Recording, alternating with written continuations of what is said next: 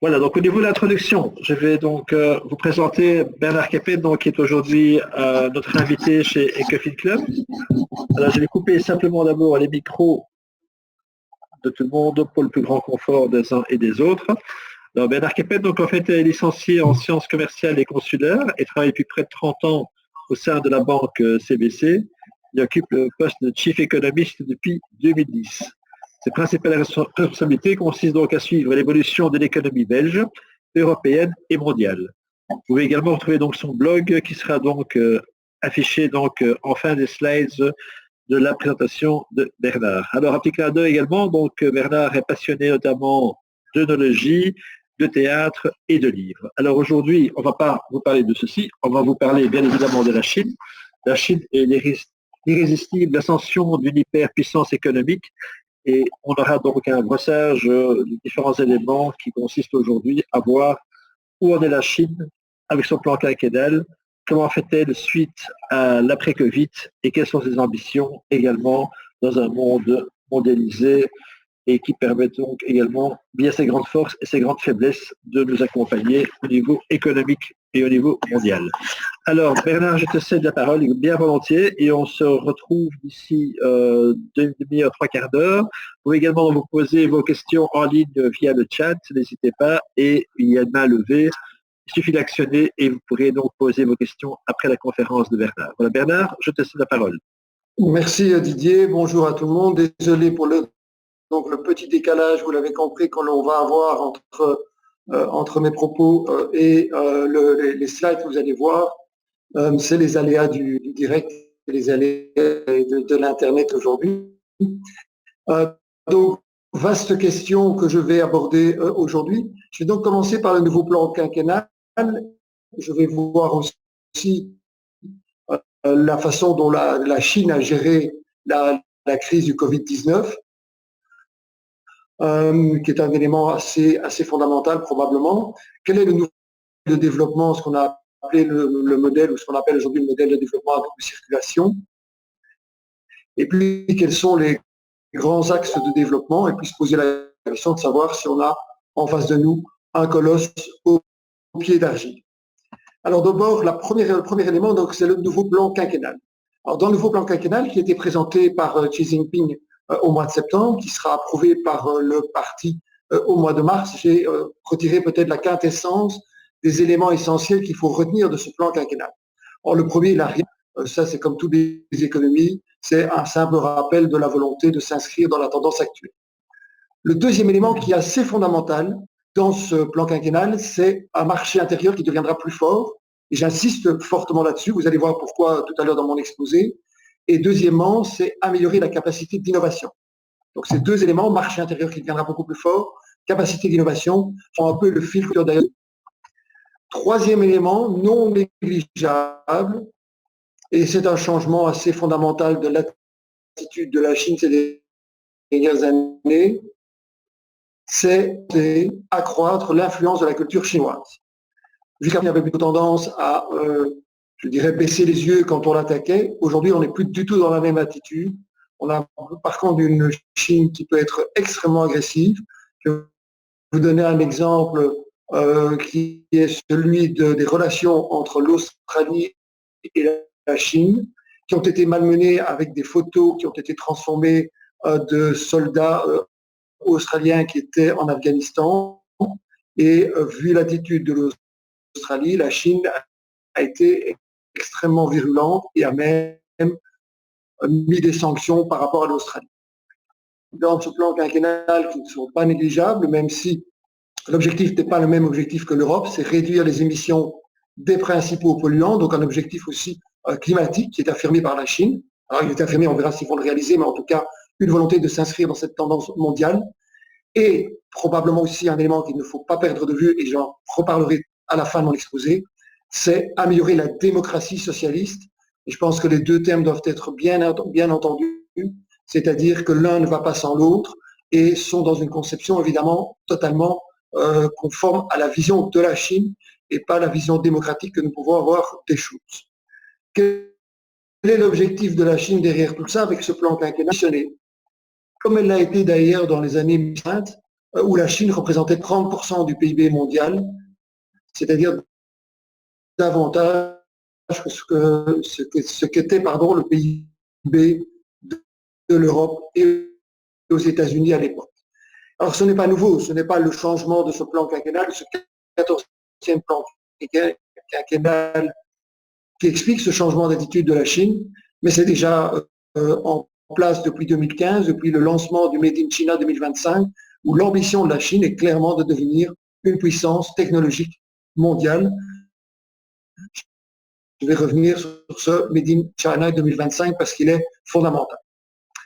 Ça, c'est donc le contexte dans lequel on est, c'est-à-dire les ambitions de la Chine, et on va aller plus loin dans ces ambitions, mais d'abord, il faut bien comprendre que la façon dont la Chine a géré la crise du Covid, elle est évidemment peut-être une des clés du positionnement de l'avenir de la Chine. Alors, je vais ouvrir une énorme parenthèse. On sait très bien que les données qui sont publiées par la Chine doivent être prises avec énormément de prudence, que ce soit les données économiques, mais que ce soit également les données sanitaires. Alors, je ne sais pas si vous voyez le graphe qui est pour l'instant, qui est celui du nombre de cas de Covid confirmés, mais on sait très bien que la Chine, dont la pandémie est apparue, nous annonce des cas confirmés de 5 000 ou 6 000. On sait très très bien qu'effectivement, ces chiffres sont totalement farfelus et qu'on est bien au-delà des chiffres annoncés officiellement. Mais si on fait une comparaison au niveau mondial, la façon dont la Chine a géré la crise du Covid a été beaucoup plus performante que nous l'avons connue. Alors, petit rappel de ce qui s'est passé. Petit rappel, c'est d'abord Wuhan, la ville où est parti le virus. On a eu d'abord un verrouillage extrêmement strict de la ville à partir du 23 janvier. Alors, quand on parle d'un verrouillage strict en Chine, c'est pas comme chez nous. Il y a eu véritablement une interdiction totale de quitter les appartements, interdiction totale d'aller faire les courses. C'est parfois des responsables communautaires qui se sont occupés de fournir les aliments, les produits et les médicaments aux résidents, et les gens ne sont absolument pas sortis. On a ensuite pris des mesures beaucoup plus strictes sur la province de Hubei, et on a été beaucoup plus loin. Il y a 24 provinces qui ont été notées, et la reprise du travail a été très lente au fur et à mesure de l'évolution de la pandémie, au fur et à mesure de son recul. On a à ce moment-là ouvert de nouveau les entreprises, à l'exception de la zone Hubei et Wuhan qui étaient évidemment beaucoup plus impactées, et on a eu une ouverture qui s'est faite alors fin mars. C'est-à-dire que la Chine a pratiqué quoi comme politique? L'isolement. Ce que nous essayons depuis plus d'1 an de faire en Europe, que nous n'avons jamais réussi à faire. L'avantage d'avoir eu un confinement qui était extrêmement strict, c'est que certes, j'ai eu un arrêt total de l'activité, mais comme après ça, j'ai une reprise immédiate de l'activité parce que je ne suis pas dans un système de stop and go sanitaire en permanence comme nous le vivons aujourd'hui encore en Europe, eh bien, j'ai une reprise extrêmement rapide de l'activité en Chine. Et si je prends le graphique de la production industrielle en Chine, eh bien, cette production industrielle aujourd'hui, elle est supérieure au niveau d'avant-crise. On peut même dire, quand je regarde le graphe de la production industrielle, que j'ai une vraie reprise en V, ce que tout le monde espérait avoir en disant on a une première crise sanitaire, on va vite s'en sortir.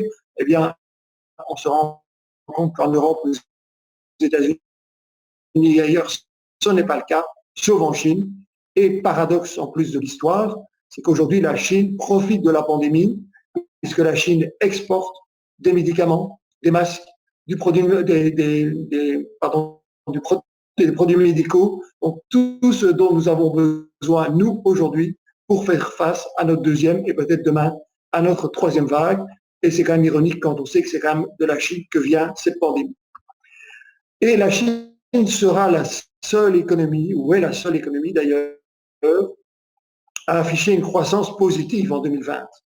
Malgré la chute extraordinaire de son PIB au premier trimestre, le deuxième trimestre a été marqué par une reprise fulgurante grâce à cette politique de confinement strict et puis de reprise économique. Et donc la Chine a terminé l'année sur une croissance de 2,3%. Et je dois comparer cette croissance au moins 6,5% de la zone européenne et 3,5% des États-Unis. Et donc c'est quand même un paradoxe énorme de voir cette Chine afficher une croissance positive. Maintenant, quand je regarde les indicateurs de confiance, je ne sais pas si on est assez en phase pour que vous puissiez les voir, ce sont les fameux indicateurs PMI.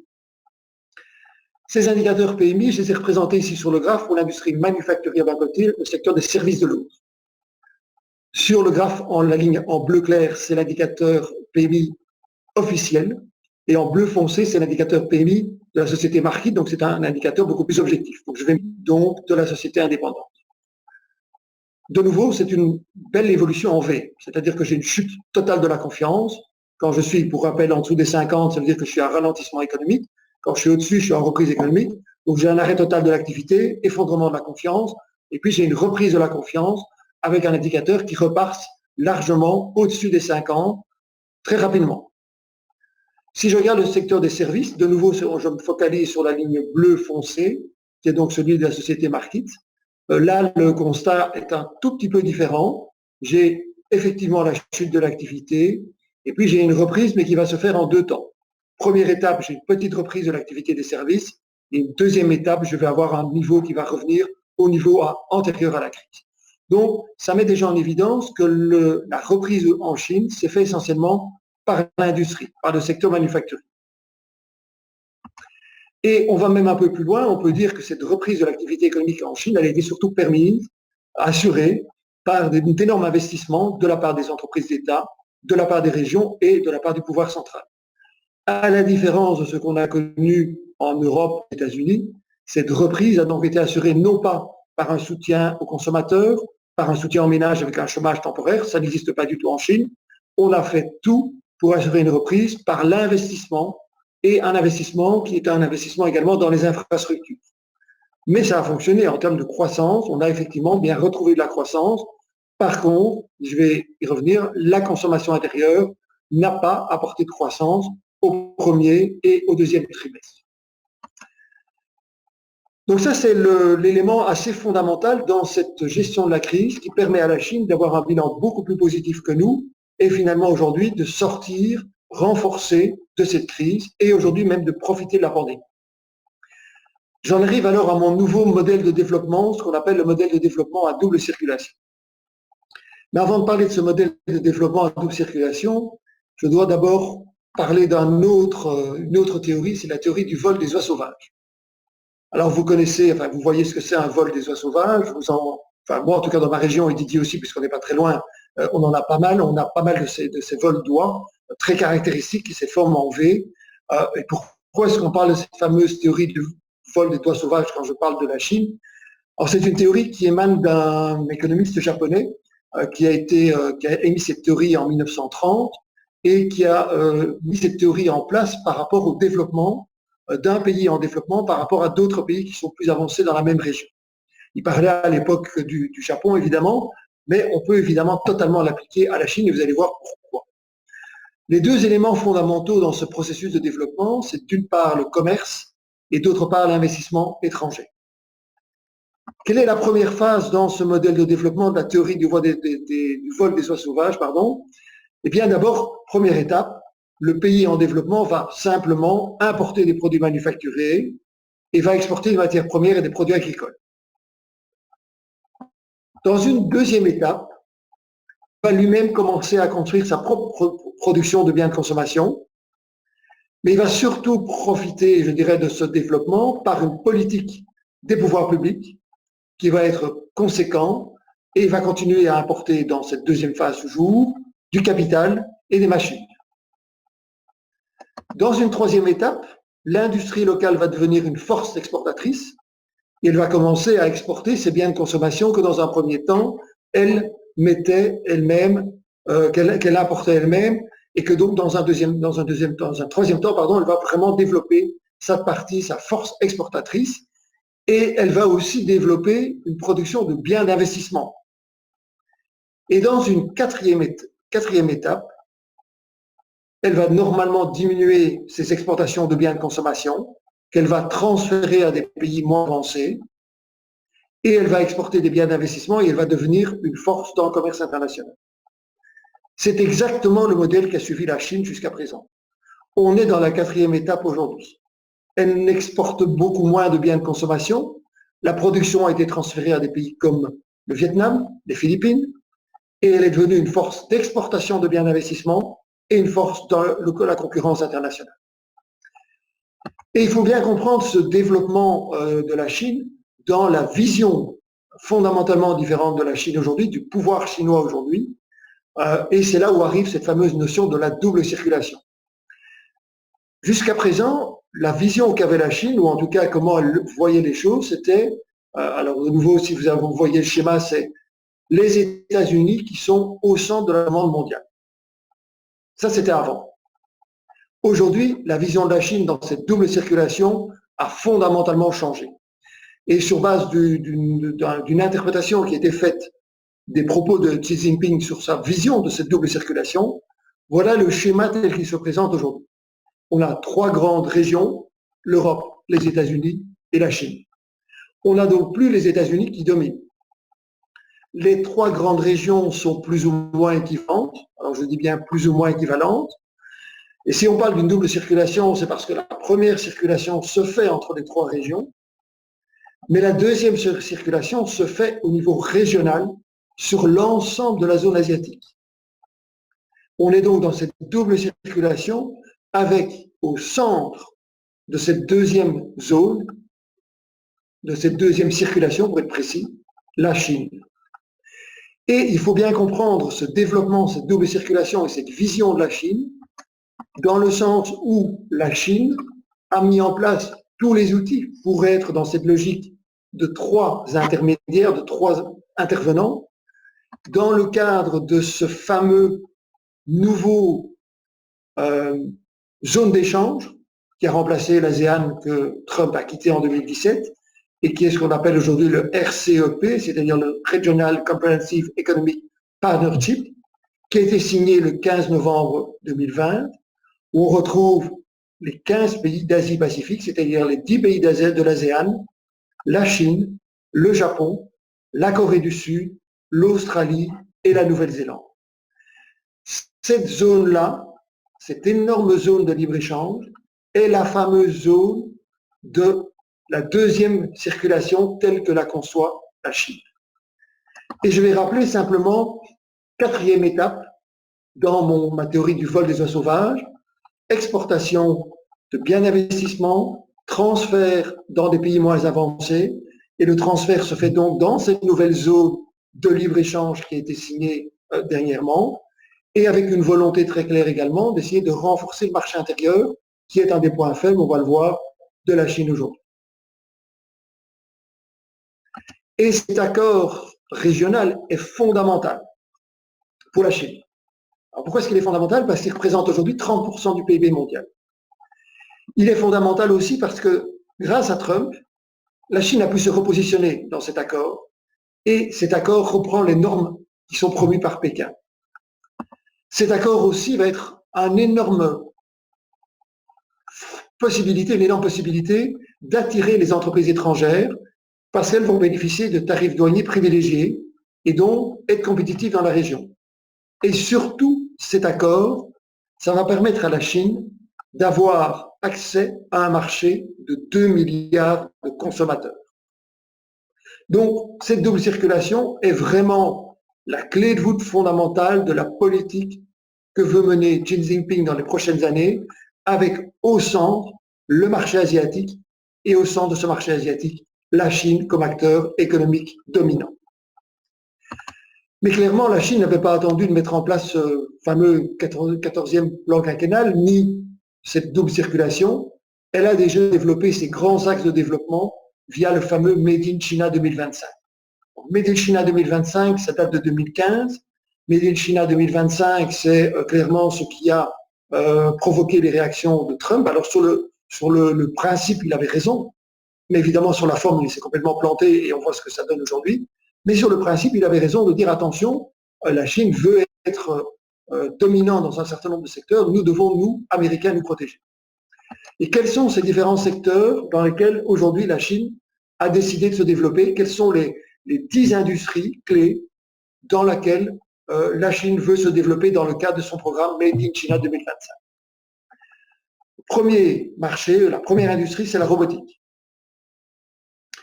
L'objectif, c'est que d'ici les prochaines années, alors on dit 2025, c'est demain, 70% du marché intérieur chinois en robots industriels sera fourni par des industries chinoises. Si vous voyez le graphe, vous voyez aujourd'hui que la Chine est la première en nombre d'installations de robots industriels en neuf. De loin, elle dépasse tous les autres pays en termes d'installation. Maintenant, il est clair que quand je regarde les robots industriels pour 10 000 employés aujourd'hui, la Chine se trouve un peu en queue de peloton, mais à la rapidité à laquelle elle est en train, de automatiser son industrie et d'autre part, deuxièmement, se donner les moyens de produire ces robots industriels, elle va véritablement atteindre très rapidement son objectif. Ça, c'est donc la première industrie qu'elle veut développer. La deuxième, c'est tout le secteur aéronautique et aérospatial. Et là, il faut quand même se rendre bien compte que la Chine est déjà extrêmement loin. Rien qu'en 2018, la Chine a fait décoller plus de fusées que tous les autres pays réunis. La Chine a réussi à faire amérir un module sur la face cachée de la Lune, ce qui n'avait jamais été fait jusqu'à présent. Et la Chine aujourd'hui est en train de mettre en place et de travailler sur une station spatiale qui devrait être opérationnelle, on dit d'ici 2022, alors que la station spatiale internationale va prendre sa retraite et qu'il n'y a pas de remplaçant au niveau de la NASA. Donc là, extrêmement déjà à la pointe en la matière. L'autre secteur dont on a déjà beaucoup parlé, parce que la route de la soie s'en fait partie, c'est le transport ferroviaire, où elle veut véritablement dominer également la valeur du transport ferroviaire mondial. Dans les énergies, les équipements d'énergie, la Chine n'est pas en reste, elle veut aussi véritablement être indépendante au niveau énergétique. Un exemple, c'est la mise en place du service de ce qu'on appelait le tokamak HL2M. Alors, c'est pas moi qui l'ai inventé, c'est le nom de ce système, ce qu'on a appelé le soleil artificiel. Alors, le soleil artificiel, il n'y a pas que les Chinois qui le développent, c'est également en développement en France avec un consortium mondial. C'est un phénomène qui est de créer par un confinement, dans une chambre de confinement magnétique, de créer une chaleur qui sera supérieure, on dit en tout cas, 10 fois supérieure à la température du Soleil aujourd'hui. Donc, développement important également en la matière. Autre industrie qu'elle veut développer, c'est tout ce qui est les nouveaux matériaux, avec un objectif d'être 90% en phase avec la demande locale. Et puis évidemment, parce qu'on en a beaucoup parlé, c'est toutes les nouvelles technologies de l'information, de l'informatique et l'intelligence artificielle. Il faut savoir déjà aujourd'hui que 6 des 11 licornes d'intelligence artificielle dans le monde sont chinoises. Donc la Chine a énormément d'avance en la matière et c'est évidemment un des points d'interrogation par rapport à ce développement. Autre industrie qu'elle développe, c'est les équipements maritimes et les navires de haute technologie. Et je ne parle même pas de la navigation ou des navires militaire où elle est extrêmement développée également. Et alors, un élément évidemment qui est au centre de l'actualité pour le moment, c'est toutes les nouvelles énergies pour les véhicules autonomes en énergie. Et aujourd'hui, déjà, la Chine est le leader mondial en batterie de lithium. Environ 60% de la capacité de la production mondiale aujourd'hui est assurée par la Chine. Et puis deux autres industries qui sont l'équipement agricole, où là, elle veut véritablement aussi satisfaire le marché intérieur à 95%, et alors qu'elle est déjà très développée dans tout ce qui est les dispositifs médicaux de haute technologie, elle veut encore se développer pour atteindre des niveaux encore plus importants en termes de médicaments et en termes de matériels médicaux. Donc tous ces secteurs sont les secteurs de pointe sur lesquels les autorités se développent véritablement les investissements. Quand on voit les investissements qui ont été réalisés jusque sur 2020, plus de 45% de ces investissements l'ont été dans tous ces secteurs industriels. Sur le tableau, on a la répartition en fonction des secteurs, avec un poids prépondérant dans tout ce qui est communication, computer, équipements électroniques, mais on retrouve également dans les machines électriques, etc. Donc, une vraie volonté, et qui est une volonté affirmée depuis pas mal d'années, de développer ces investissements dans la communication, le computer, les énergies, le médical. Et si on regarde un petit peu le nombre de brevets qui sont aujourd'hui déposés par la Chine, il y a une évolution fulgurante depuis à peu près 2012-2013, c'est là où ça a décollé. Alors de nouveau, on va prendre les graphiques avec prudence parce que ce nombre de brevets que dépose la Chine, il y a toute une partie de brevets qui n'ont pas beaucoup de valeur. mais n'empêche que c'est le reflet d'une énorme dynamique et d'une volonté de se positionner dans un certain nombre de secteurs, et c'est surtout ça qu'il faut retenir dans le graphique que je présente pour le moment. Alors, on pourrait se dire, mais tout est beau dans le meilleur des mondes. Est-ce qu'il y a des côtés fragiles à cette économie chinoise? Quels sont un peu ce que j'ai appelé un colosse au pied fragile? Quels sont ces points faibles? Alors, le premier, qui est quand même assez fondamental et qui fait d'ailleurs référence à cette fameuse théorie du vol des oies sauvages, c'est la consommation intérieure qui est beaucoup trop faible. Au moment de la crise du Covid l'année passée, on l'a vu aussi, cette consommation a mis du temps à se reprendre. Et je parle pour la production industrielle d'une reprise en V, on a dépassé les niveaux d'avant-crise.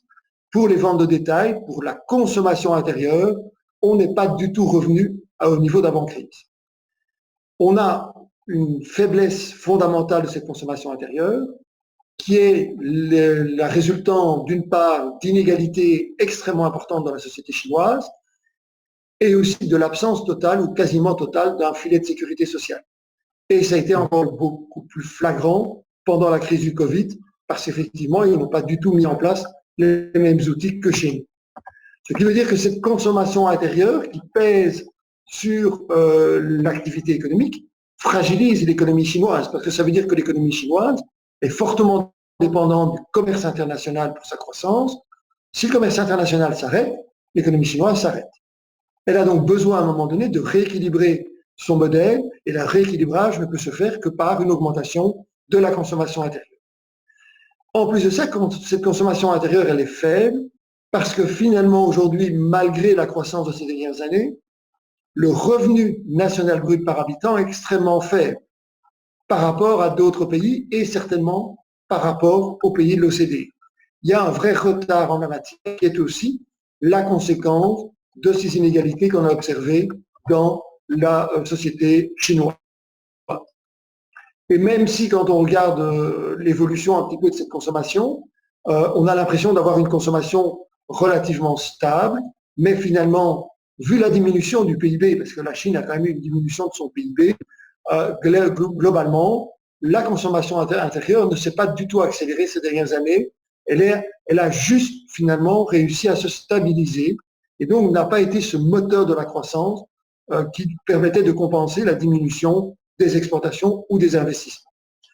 Donc ça, c'est un vrai frein à l'évolution du PIB et c'est un vrai frein pour l'économie chinoise en tant que telle.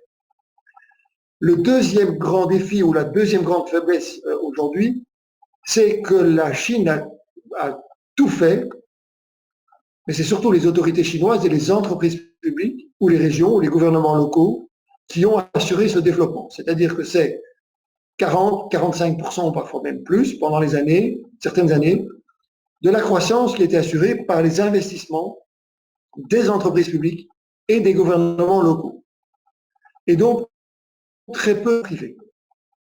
On a donc eu un endettement extrêmement important des collectivités locales, des gouvernements locaux, des entreprises publiques, avec comme conséquence un endettement colossal de ces entreprises, et donc le risque d'avoir un développement qui ne se fait que par la dette, avec des conséquences qu'à un moment donné, je risque d'avoir l'éclatement de bulles ou la faillite d'un certain nombre de sociétés, ce à quoi on a assisté ces derniers mois, je dirais, et j'ai repris deux exemples, et ce sont des exemples d'entreprises d'État. Bon, je ne parle pas d'entreprises privées qui font faillite, je parle d'entreprises d'État.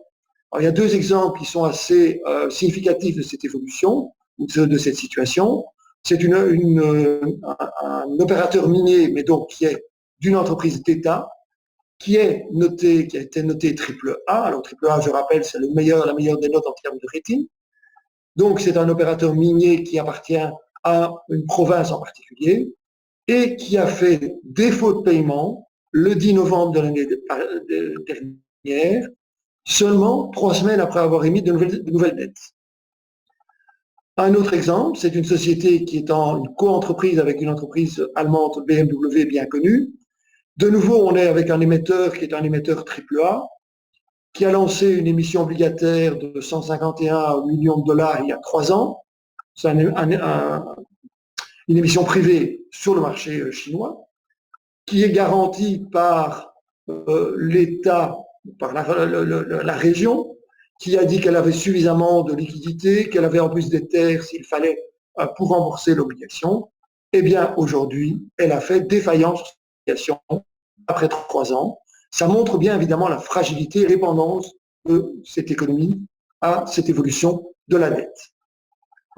Et alors, dernier élément, toujours dans la dette, parce que c'est aussi un élément qu'il faut bien intégrer et qui est assez paradoxal, parce que je disais revenus faibles des Chinois, inégalité dans la société, mais en plus de ça, on a un taux d'endettement des ménages chinois extrêmement élevé.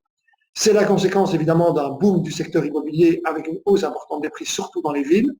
Et donc aujourd'hui, l'endettement des ménages en termes de dette hypothécaire pour les ménages chinois représente 50.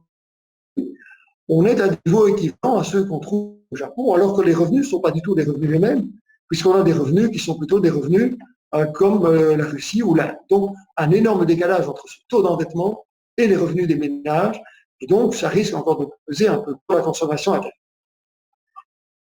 Et dernier point faiblesse de cette économie chinoise, c'est le vieillissement de la population. Alors on l'oublie toujours, mais la Chine aujourd'hui compte déjà 254 millions de citoyens qui sont âgés de plus de 60 ans, alors qu'aujourd'hui en Chine, on part à 60 ans pour les hommes à la retraite et à 55 ans pour les femmes. On ne rappelle pas les règles qui sont aujourd'hui d'application chez nous et au Japon, donc ils n'ont pas du tout les mêmes règles. Et surtout, on sait que le nombre de Chinois âgés de 60 ans d'ici 2025 va dépasser les 300 000. Donc là, il y a un vrai défi par rapport à ce vieillissement de la population. Donc ça, ce sont les risques aujourd'hui pour l'économie chinoise. Et donc, j'en arrive tout doucement à mes conclusions. Et ma première conclusion, et pour moi peut-être la fondamentale, avec mon dernier point dans ces conclusions. Et là, je vais le lire parce que c'est vraiment, il faut qu'on intègre ça au niveau de l'Europe.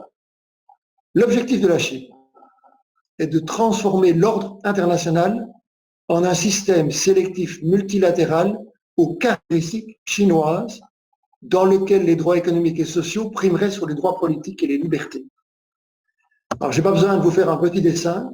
Quand on sait ce qui s'est passé ces derniers temps, ce qui se passe encore en Chine, concernant la répression des droits des journalistes, des intellectuels, tout ce qui se passe avec la région du Xinjiang et donc le fameux peuple des Ouïghours, et quand on voit la situation actuellement à Hong Kong, cet objectif de la Chine de transformer l'ordre international en un système sélectif multilatéral avec les droits économiques et sociaux qui vont primer sur les droits politiques et libertés, nous sommes déjà en plein dedans. Et c'est la volonté très claire des autorités de fonctionner et de poursuivre. Et d'ailleurs, Xi Jinping l'a encore rappelé à Davos il y a une quinzaine de jours, en parlant de ce système multilatéral aux caractéristiques chinoises, il ne s'en est pas caché. Donc ça, il faut vraiment qu'on intègre cette façon dont la Chine perçoit son développement pour les années futures. La Chine pourrait dépasser les États-Unis pour devenir la première économie mondiale en 2028, grâce en partie à la pandémie du Covid-19. Puisqu'elle est sortie beaucoup plus vite de cette crise, elle va plus vite repartir, on l'a vu en 2020, mais en 2021, nous tablons, nous, sur une croissance de 8,5% pour l'économie chinoise, que je peux comparer à du 5,2% aux États-Unis. Et donc ce processus, ce mouvement d'accélération, va probablement assurer à la Chine de devenir la première économie mondiale plus vite que prévu. On parle de pratiquement 5 ans qui ont été gagnés, entre guillemets, grâce à la crise du Covid-19. En plus de ça, la Chine a la possibilité encore de baisser ses taux d'intérêt. Je vous rappelle, l'Europe, les États-Unis, on a baissé les taux, on a injecté beaucoup de liquidités, on n'a plus de marge de manœuvre en termes de taux d'intérêt. Aujourd'hui, le taux d'intérêt central en Chine, il est à 3,80. Donc on est encore avec une marge de manœuvre suffisante en cas de ralentissement de l'économie pour relancer cette économie en injectant des liquidités. Donc, capacité encore de développement plus important ou en tout cas d'éviter un ralentissement si nécessaire par une relance par les taux d'intérêt. N'oublions pas le programme Made in China 2025 qui est très clairement le fil conducteur aujourd'hui pour la Chine et qui donne très clairement les industries dans lesquelles elle veut se développer et elle entend se développer. Mais en plus de ça, à côté de ça, la Chine, c'est aussi déjà des références dans un certain nombre d'applications qu'on oublie parfois, de temps en temps. Alors la première, vous la connaissez tous, enfin si vous ne la connaissez pas, c'est vos enfants qui la connaissent, c'est TikTok. Eh bien TikTok n'a pas été chercher les idées, c'est Snapchat ou Instagram. C'est Snapchat et Instagram qui se sont inspirés de TikTok. Et ça, c'est la première fois qu'on voit dans l'histoire, pour la Chine, qu'une invention dans ces nouvelles technologies, ces applications, eh bien, c'est la Chine qui donne la tendance. Deuxième grande tendance aujourd'hui, en Chine, qu'on va probablement voir arriver dans les années futures chez nous, c'est tout ce qu'on appelle les formes de téléachat. Ce sont des plateformes. Alors, il y en a une qui est très connue, qui est Weibo. Quelques chiffres, hein, on dit que ces plateformes ont généré 61 milliards de dollars de chiffre d'affaires en 2019 et qu'elles ont triplé en 2020. Bon, évidemment, Covid oblige, ça peut changer la donne, mais c'est évidemment un développement tout à fait colossal qui est en train de se mettre en place. Autre nouvelle évolution ou évolution qui est spécifique à la Chine que l'on ne voit pas encore aujourd'hui, ce sont les fameux systèmes de messagerie Tencent où les Chinois ont à leur disposition à peu près 4 millions de mini-programmes. Ils n'ont pas une petite série de petites apps comme nous l'avons, ils ont une seule application et dans cette application, vous allez retrouver toutes des mini-applications. Et puis, dernier exemple que je voulais citer, c'est le secteur du luxe avec une plateforme spécifique qui a été lancée par Alibaba. Et de nouveau, un seul exemple, au moment des single days, qui sont évidemment les jours ou la journée sur des réseaux de vente par correspondance, en 1 heure, une marque comme Montblanc a réalisé son chiffre d'affaires hors ligne de 3 mois, ce qui donne évidemment l'impact de ce genre de plateformes.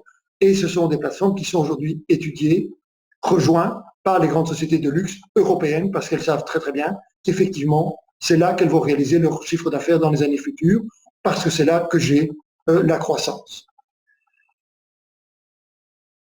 Et donc, en dernière conclusion, et ça va rejoindre ma première phrase de la conclusion, j'ai repris une réflexion de Joseph Borrell Fontels. Alors, Joseph Borrell Fontels est le vice-président de la Commission européenne et le haut représentant de l'Union européenne. Alors, on en parle beaucoup pour le moment parce qu'il s'est fait un peu crosser après son passage en Russie. Alors, il est peut-être plus fort pour percevoir les Chinois que les Russes, parce que là, il s'est fait peut-être un petit peu avoir. Mais sur la Chine, il a une vision extrêmement claire de la situation. Et je vais lire cette citation parce qu'elle est pour moi fondamentale. Alors qu'en Europe, nous sommes férus des échecs, qui se terminent par une victoire totale, échec et mat. En Chine, on préfère le jeu de go, dont le but est d'occuper les espaces vides sur le plateau pour entourer les pions de l'adversaire et saper sa capacité à répondre. Comme l'a dit le célèbre stratège chinois Sun Tzu dans l'art de la guerre, l'art suprême de la guerre consiste à soumettre l'ennemi sans combattre, en créant des situations sur le terrain qui renforcent sa propre position et placent son adversaire dans une position de faiblesse. Nous devons, nous Européens, absolument intégrer cette réflexion. Et le fait que la Commission européenne ait signé fin de l'année dernière un accord avec la Chine, où la Chine s'engage à respecter les droits de l'homme, à respecter un certain nombre de règles de l'Organisation mondiale du commerce, à donner accès à nos entreprises à un certain nombre de secteurs, et en échange, que l'Europe ouvre encore un peu plus son marché à la Chine, est une méconnaissance, un oubli fondamental de toute la stratégie qu'est en train de développer la Chine par son objectif Made in China 2025, par son système de la double circulation et par la volonté très claire d'imposer et de positionner la Chine dans l'économie internationale.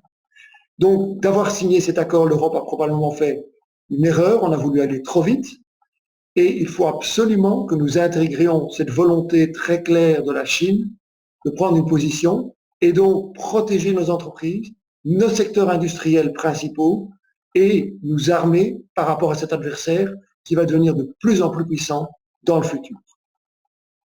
J'en termine alors, si vous voyez mes slides, avec la référence de mon blog, mais de toute façon vous les recevrez, donc je ne vais pas m'étendre là-dessus. Et donc, je suppose que je vais arrêter le partage pour répondre aux questions. Ce sera beaucoup plus sympathique que d'avoir des images décalées. Voilà, Didier, ce que je pouvais dire sur cette exposition. Bon, merci Bernard. On va d'abord t'applaudir. C'est vraiment très, très intéressant. Merci. Malheureusement, on n'a pas eu l'occasion de voir tes slides, donc on les diffusera donc par après avec grand plaisir également à tous les gens qui le souhaitent. Moi, j'avais une petite réflexion aussi par rapport à tout ce que tu as dit. La Chine, oui, ils ont un problème de consommation intérieure qui est faible. Les États-Unis, de leur côté, ils ont le même problème et Biden, maintenant, on voudrait passer de 7,25 à 15 d'ici 2025. 2025, c'est l'échéance aussi un petit peu du plan chinois et de l'échéance de la première présidentielle de Biden. Est-ce qu'on ne pourrait pas imaginer aussi peut-être un virage social pour les Chinois, qui aussi peut-être, avec cette faiblesse de consommation intérieure, de passer de 7,25, entre guillemets, au salaire bien sûr chinois, à doubler celui-ci et éventuellement relancer l'économie, puisque quand on voit aux États-Unis, si on passe de 7,25 à 15, j'ai noté en fait qu'il y a 27 millions de personnes qui pourraient en bénéficier et 1,5 million de familles qui pourraient sortir de la pauvreté. Donc, est-ce que cet accompagnement pourrait être aussi traduit pour la Chine? Et deuxièmement, par rapport aussi à Biden aujourd'hui, est-ce que la Chine aura les mains libres comme, entre guillemets, elle l'a un petit peu eu malgré quelques bras de fer entre la Chine et les États-Unis via Trump? Est-ce que cette nouvelle donne avec Biden va changer quelque chose au développement chinois et on reste toujours bien sur 2028 pour la première place mondiale? Alors, très clairement, et Biden l'a dit, il n'y aura pas de changement de la politique américaine par rapport à la Chine. Donc aujourd'hui, Biden ne remet pas en cause la hausse des tarifs douaniers qui ont été imposés par Trump. Ces tarifs douaniers restent d'application. Et Biden a été très clair en disant qu'il allait privilégier l'industrie américaine par rapport à l'industrie chinoise. Donc il ne faut pas s'attendre à un changement fondamental de la politique américaine par rapport à la Chine. Ce sera juste le ton qui sera différent. Mais dans les faits, la politique américaine restera la même. Maintenant, croire qu'effectivement le développement intérieur va se faire rapidement en Chine, je suis très sceptique vu les inégalités qu'il y a aujourd'hui. Et donc, dans un premier temps, cette faiblesse du marché intérieur va perdurer. Mais justement, l'ACAL donne à la Chine un accès à un marché gigantesque qui va lui permettre de devenir finalement son marché intérieur. C'est les fameux 2 milliards du nouvel accord qui a été signé et qui est un marché potentiel pour la Chine énorme qui va compenser la faiblesse de son marché intérieur. Et dans ce nouveau rapport de force, on voit bien que Biden va privilégier plutôt le marché américain plutôt que d'essayer effectivement de s'attaquer de front à la Chine. Voilà ce que je pourrais répondre à tes questions. Oui, oui. Autre réflexion, on voit avec l'effet Covid aujourd'hui, on en a parlé tantôt, comment la Chine a réagi. Bon, évidemment, c'est du costaud. Ils n'ont pas beaucoup de choix là-bas pour discuter des réformes et autres. Par contre, en Europe, quand on voit la cacophonie encore en Europe, comment ça se passe, on se pose quand même des questions de voir un petit peu comment une Europe aussi divisée et aussi peu structurée va pouvoir concurrencer une Chine qui, elle, est en ordre de marche depuis tant d'années et où finalement, entre guillemets, il n'y a pratiquement plus que les Américains, un petit peu les Russes, qui peuvent encore concurrencer les Chinois dans leur développement au niveau mondial. Alors, que va devenir l'Europe par rapport à cette Chine? Alors, l'Europe a des atouts. Le premier atout, c'est clairement, rappelons-le, le fameux plan. Alors, je sais qu'il va falloir du temps, mais le fameux plan de 750 milliards d'euros de la Commission européenne, qui va être mis en place on espère, dans les mois qui viennent, c'est quand même une avancée fondamentale parce que c'est plus d'Europe. C'est la Commission qui va mener ces plans, c'est la Commission qui va émettre des obligations, c'est la Commission qui aura un budget propre pour rembourser ces obligations, et surtout, c'est la Commission qui veut qu'on développe un certain nombre de secteurs dans lesquels on doit se repositionner, qui sont le secteur de nouvelles énergies. On a aujourd'hui le développement des batteries électriques, on a vu que c'était fondamental. Donc, on peut aujourd'hui, avec les nouvelles technologies, réenvisager une partie de la réindustrialisation de l'Europe.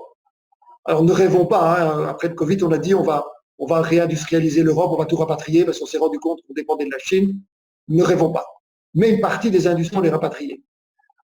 Avec les nouvelles technologies, on sera à coût égal par rapport à la Chine.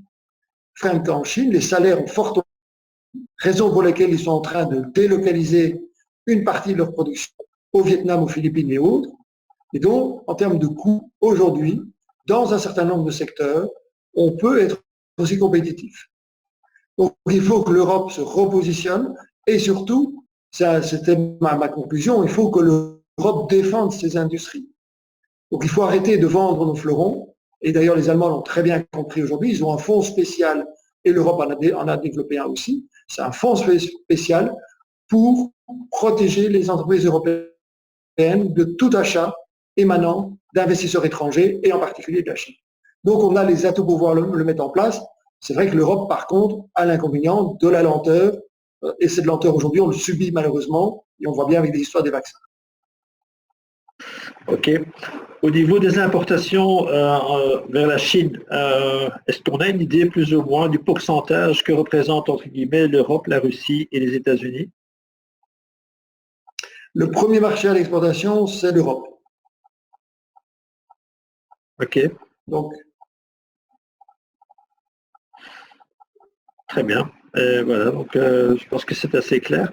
Est-ce qu'il y a d'autres questions pour Bernard? Vous pouvez soit prendre la main levée, soit poser vos questions donc, via le chat si vous voulez. Apparemment, ça a l'air très clair. Pour terminer, Bernard, au niveau de la Chine, on dit 2028, beaucoup de gens disent 2030, donc on gagne évidemment quelques années par rapport à cela. Quel va être le comportement finalement des Américains suite à ce grand changement? Est-ce qu'ils vont laisser faire les Chinois ou quelles sont vraiment leurs armes pour riposter par rapport à cette dynamique chinoise? Mais aujourd'hui, la nécessité pour les Américains, ce sera comme les Européens, c'est-à-dire développer les nouvelles technologies, ne pas laisser la Chine développer seule ces nouvelles technologies. Donc, l'obligation pour tout un chacun, que ce soit l'Europe ou les États-Unis, c'est vraiment de développer eux-mêmes un certain nombre de secteurs et ne pas laisser la Chine dominer ces secteurs. Donc, là, la possibilité aussi, c'est protéger les industries, c'est faire des investissements dans un certain nombre de secteurs, c'est réindustrialiser. Il faut quand même savoir que les États-Unis ont donné finalement les armes à la Chine en désindustrialisant leur économie depuis des années. Quand on regarde l'évolution des États-Unis, c'est un phénomène de désindustrialisation depuis à peu près les années 2000. Quand je vois l'évolution de la Chine, depuis 2000, c'est le développement et l'industrialisation de l'économie chinoise. Il suffit de prendre un simple exemple, Apple. Eh bien, Apple, tout ou la plupart de ses composants viennent de Chine. Donc, l'idée du produit, elle est américaine, la conception du produit est américaine, mais la fabrication, donc c'est là où il faut un changement fondamental. Évidemment, ça va mettre des années, mais c'est la seule façon pour l'Europe et les États-Unis de tenir tête à la Chine. Voilà, donc en conclusion, travailler ensemble comme on le fait aujourd'hui, je pense que c'est plus important pour nous et plus rentable peut-être pour le nouveau monde et nos petits-enfants qui vont arriver prochainement sur le monde du travail et dans la vie professionnelle donc, avec nous. Un tout grand merci Bernard pour ton intervention, merci aux participants également, merci aux membres de l'Ecofin Club. Rendez-vous demain à 11h pour une nouvelle conférence et la semaine prochaine, on va un petit peu lever le pied avant un retour en force à partir de fin février. Un tout grand merci, très belle journée. Donc la conférence a été filmée, donc vous pouvez la revoir bientôt également sur Ecofin.com. Les slides seront également disponibles de Bernard donc un petit peu donc, plus tard dans le courant de la journée et également donc aller consulter son blog, il est très intéressant, très passionnant et très vivant. Un tout grand merci à toi Bernard, à très bientôt. Merci et très belle journée à vous tous. Merci, au revoir. Bonne journée à tout le monde, merci, au revoir. Au revoir.